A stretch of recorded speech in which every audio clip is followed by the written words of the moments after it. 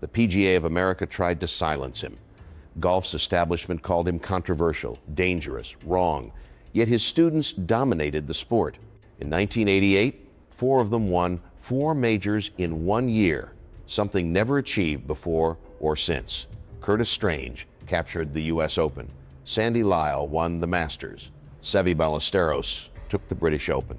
Critics said he taught golfers to sway, a cardinal sin. He attacked other famous instructors publicly. This is Jimmy Ballard, golf's most hated and most successful coach. Like anybody else, he had an ego. But the part that bothered him most was the lie. This story doesn't begin on a golf course. It starts on a baseball diamond at Yankee Stadium in the 1930s. Babe Ruth taught his teammate Sam Bird a secret. Ruth showed Bird how to keep a handkerchief tucked under his lead arm during the swing, keeping the arm connected to the body. Sam Bird was a Yankees outfielder, Ruth's roommate. He played in the 1932 World Series. Then Bird quit baseball and became a golf professional. He won 25 tournaments and is the only person in history to play in both the World Series and the Masters. He also helped Ben Hogan fix his duck hook. In 1960, at a driving range in Birmingham, Bird hired a 17-year-old. His name was Jimmy Ballard. For 21 years, Ballard learned everything from Bird. This wasn't a golf method. It was an athletic inheritance from baseball's greatest to golf's champions. In the early 1960s, Jimmy Ballard earned his Class A PGA credential after 5 years with Sam Bird. He was a legitimate instructor. His future looked bright. Then came the betrayal. Shortly after earning his credential, Ballard attended a Pro-Am event. Officials approached him with shocking news. He was no longer considered a member of the PGA of America. No clear explanation, no chance to defend himself. Ballard had powerful lawyers urging him to sue. Instead, he made a choice. He simply let it go. He planned to teach the game, and he would find his own damn way to do it. The Alabama PGA section refused to list him. The establishment had turned its back. Ballard opened Pine Harbor Golf and Country Club in Pell City, Alabama. Golf in the 1960s had rigid orthodoxies. Keep your head still, left arm straight, turn around to fixed center. Ballard brought baseball mechanics into golf. To the purists, this was heresy. The PGA removal wasn't just bureaucratic, it was ideological. Ballard saw the golf swing as athletic motion, not golf-specific technique. This was his philosophy, connection. He built his system on 7 common denominators. First, connected address, triangle with arms and shoulders. Second, unified takeaway, triangle and center move together. Third, coil into your right side, load weight inside the right leg. Fourth, transition from ground up, right foot and knee kick toward ball. Fifth, release center and triangle, right side fires through. Sixth, maintain connection after impact. Seventh, balance finish, weight on left leg. These principles use big muscles, reliable under pressure. Ballard based everything on anatomy. You have 2 hip joints. You cannot turn from a fixed point. Traditional teaching created a shearing effect on the spine. He invented the swing connector, a strap that tied your lead arm to your body. But Ballard discovered something crucial. Golfers' perception does not equal reality. Most people don't understand their own swing. Golfers feel one thing but actually do another. This gap is why objective feedback became essential. Mac McClendon was an LSU phenom destined for greatness. Then disaster struck. The stiff left arm orthodoxy ruined his swing. His career hung in jeopardy. In 1970, McClendon returned to Birmingham to see Ballard. Ballard taught him connection principles. Then in 1976, McClendon exploded. He won twice that year. 2 years later, he captured the Pensacola Open. Word spread fast. People started flocking to Pine Harbor. Johnny Miller came, Hubert Green, Jim Colbert, Jerry Pate. The coach the PGA tried to erase was now on the map. McClendon's resurrection proved Ballard could fix broken swings. From 1983 to 1990, Ballard conducted his famous workshops at Doral Golf and Country Club in Miami. The roster was staggering. Hal Sutton, Curtis Strange, Hubert Green, working simultaneously, athletes from other sports made the pilgrimage. Jerry West, Arthur Ashe. At one point, over 20 of the top 60 players were seeing him. But 1980 brought Ballard's most powerful weapon. San Francisco 49ers quarterback John Brodie gave him his first video camera. A new era awakened. Before video, Ballard could only describe what students were doing wrong. Now he could prove it.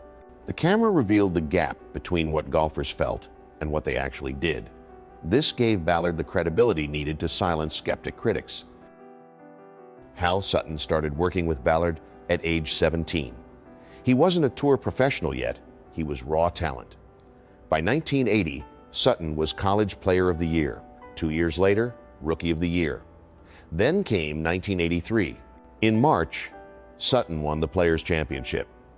5 months later, he led the PGA Championship wire to wire. Jack Nicklaus fired a final round 66, charging hard. Sutton held him off by 1 stroke. Player of the Year and money list leader. Paul Azinger praised Ballard for this achievement.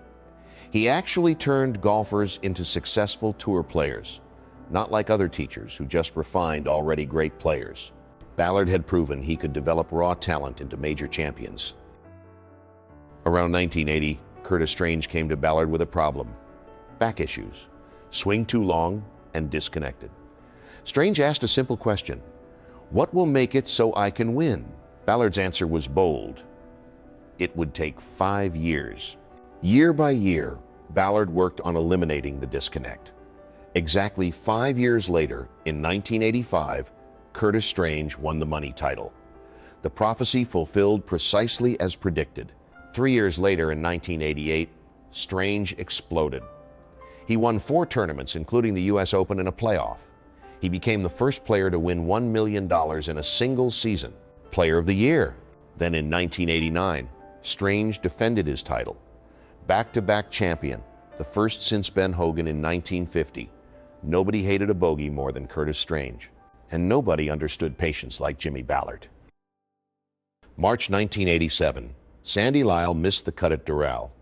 Frustrated, he wandered on to Ballard's teaching grounds. He found Ballard working with Sutton, Strange, Green. Lyle began his education in connection. 1 month later, Lyle won the Tournament Players' Championship.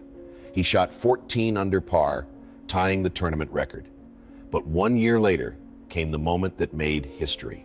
The 1988 Masters. On the 72nd hole, tied for the lead, he hit his 1-iron into the fairway bunker. What happened next became legendary. Lyle struck a 7-iron from that bunker. The ball landed past the flag, then rolled back to 10 feet. He made the stroke for birdie. 1 by 1, Sandy Lyle became the first British Masters champion. 1988 became the greatest year in golf instruction history. 4 students of Jimmy Ballard won 4 majors in 1 calendar year. Never before, never since. In April, Sandy Lyle won the Masters. In June, Curtis Strange captured the U.S. Open. After struggling late, Strange executed a perfect recovery to force the playoff. The next day, he destroyed Faldo by 4 strokes. In July, Seve Ballesteros won the British Open. His final round, 65, was perhaps the best of his career. Plus, Christian Harden of Sweden won the British Amateur a Teacher's Grand Slam. Golf Magazine named him Teacher of the Decade. Multiple students hitting their peak simultaneously proved connection theory universal. Golf's establishment united against Ballard with one accusation. He teaches a sway. Moving your head off the ball was golf's cardinal sin. Traditional teaching demanded a centered pivot. Ballard's method allowed lateral weight shift. Critics screamed this was dangerous. Ballard fought back. The part that bothered him most was it was a lie. He never taught a sway. He taught a coil into the right leg. Weight stayed inside, never outside. His reasoning was clear. Forcing rotation while staying centered creates spinal shearing. Rocco Mediate proved this. Severe back injury threatened his career. After Ballard, Mediate's back healed, but the establishment ignored evidence. Ballard's personality made things worse. He attacked other instructors publicly. When Tiger Woods struggled, Ballard posted that Tiger was being ruined. Tiger won twice. Ballard quietly deleted his posts. He was a method teacher. Some students couldn't make it work. They overdid it with super wide stances. The real reason they hated him? He was right. But admitting that meant thousands of PGA pros were teaching wrong. He was loud. He was an outsider who built an empire anyway. He threatened their livelihoods. Despite unprecedented achievements, Jimmy Ballard remained overlooked. He was less famous than Butch Harmon or David Ledbetter. He never won Teacher of the Year, no Golf Channel show, no major Academy brand. Why? His controversial personality made enemies. Geography worked against him. Birmingham wasn't a golf mecca. His era was the problem. He peaked in the 1980s, before Golf Channel dominance and social media. His own philosophy hurt him. He didn't want personal credit. He never hit a shot. He wanted recognition for ideas, not wins. This humility ironically damaged his fame. The PGA factor lingered. Kicked out early, always an outsider. Butch Harmon trained Tiger and Phil with massive visibility. Ballard had more major championship victories from his students but remained invisible. Results exceeded recognition by every measure. Connection is now standard in golf instruction. Training aids everywhere are based on Ballard's swing connector. Modern instructors teach his principles without crediting him. His ideas won even if his name lost. The Swedish golf program adopted his principles, producing Annika Sorenstam. Video analysis pioneered by Ballard in 1980 is now industry standard. His book, published in 1981, remains applicable. 50 years unchanged because it's based on anatomy. Ballard criticized modern methods, arguing they lead to injuries. He claimed average golf scores haven't improved despite better equipment. At age 80 plus, Ballard still teaches. Students wish they'd found him years ago. This is the ultimate irony. Ballard's ideas are everywhere, but few credit him. His ideas outlived his reputation. The early 1960s, the PGA removed his membership, trying to erase him. The establishment united against him. But they couldn't stop what happened. Mac McClendon's resurrection, Hal Sutton beating Nicklaus, Curtis Strange's championships, Sandy Lyle's Masters, Seve Ballesteros at his finest. Champions emerged one after another. They tried to silence him. He became history's most successful instructor. They called him most hated. Champions called him their greatest teacher. They said he was wrong. His connection is now taught worldwide. They erased his membership.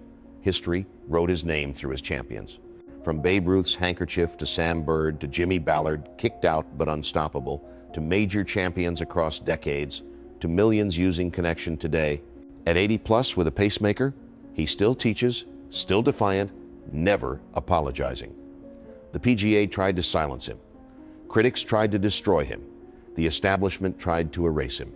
But you cannot silence truth when it changes the game forever. They hated him because he was right and refused to shut up. He planned to teach the game and find his own damn way. He did. They couldn't stop him. The PGA tried to silence golf's most hated coach. His students answered on golf's biggest stages. Sometimes the greatest teachers aren't the ones everyone loves. They're the ones everyone fears because they tell the truth.